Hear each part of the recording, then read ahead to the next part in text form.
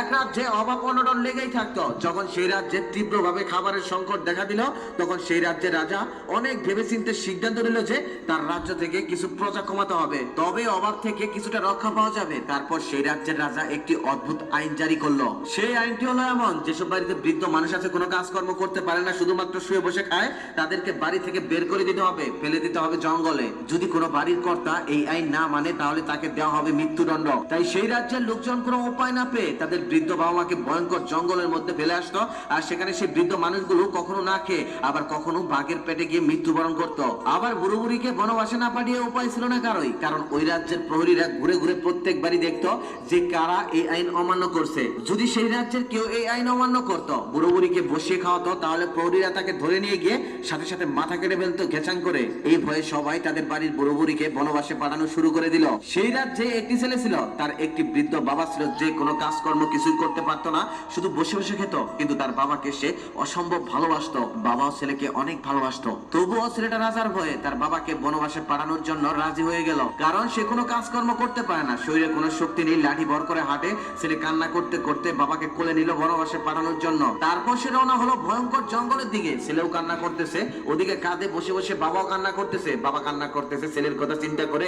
সে যখন না থাকবে, তার ছেলে কিভাবে চলবে, কে তাকে দেখে রাখবে? ছেলে কান্না করতেছিল আর বাবা কাঁধে বসে বসে গাছের ডাল ভেঙে রাস্তায় ফেলে ফেলে চিহ্ন করছিল, যাতে তার ছেলে আবার সে চিহ্ন দেখে দেখে বাড়িতে যেতে পারে, যাতে আবার ছেলে ভুল রাস্তায় চলে না যায়, ভুল রাস্তায় গিয়ে আবার যদি তার ছেলের কোনো ক্ষতি হয়ে যায়।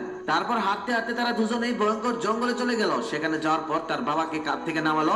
নামানোর পর ছেলে কান্না করতেছে, আর বাবা ছেলের হাতে একটি ডাল দিয়ে বলল, বাবা এরকম ডাল আমি পুরো রাস্তায় ফেলে রেখেছি, তুমি এটা দেখে দেখে বাড়িতে চলে যাও, ভুল রাস্তায় যেও না, কারণ ভুল রাস্তায় গেলে তোমার আবার ক্ষতি হতে পারে, এই জঙ্গলটা মোটেও ভালো না। বাবার মুখে এমন কথা শোনার পর ছেলেটি আরো জোরে জোরে কান্না করতে লাগলো আর বলল, বাবা এই ভয়ঙ্কর জঙ্গলে আমি তোমাকে ফেলে যেতে পারবো না, আমি তোমাকে সাথে নিয়ে যাব, যা হবার পরে হবে। আমি রাজার এমন অন্যায় নিয়ম মানতে পারবো না, রাজা যদি আমাকে মেরেও ফেলে, তারপরেও আমি তোমাকে এখানে ফেলে যেতে পারবো না, আমি তোমাকে ছাড়া কিছুতেই বাঁচতে পারবো না। ছেলের মুখে এমন কথা শোনার পর ছেলেকে জড়িয়ে ধরে বাবা কান্না করতে লাগলো। তারপর তারা দুজনেই আবারও বাড়িতে চলে আসলো।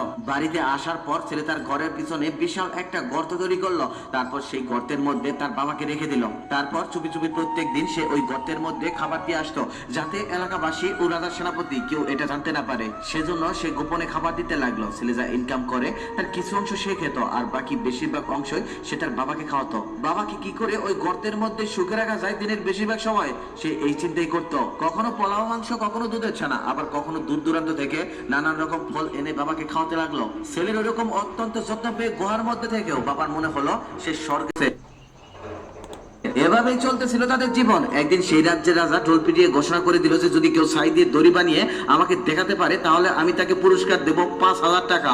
5,000 টাকার কথা শুনে অনেক মানুষই ছাই দিয়ে দড়ি বানানোর চেষ্টা করলো, কিন্তু কেউ এই ছাই দিয়ে দড়ি বানাতে পারলো না। তারপর ওই ছেলে যখন গুহার ভিতরে বাবার জন্য খাবার নিয়ে গেল, তখন সে তার বাবাকে বলল, বাবা দেখো তো, রাজা ছাই দিয়ে দড়ি বানালে নাকি 5,000 টাকা পুরস্কার দেবে। আচ্ছা বাবা, ছাই দিয়ে কি কখনো দড়ি বানানো যায়? তখন তার বৃদ্ধ বাবা কিছুক্ষণ ভেবে বলল, হ্যাঁ যায়। তুমি একটি কাজ করো, একটি লম্বা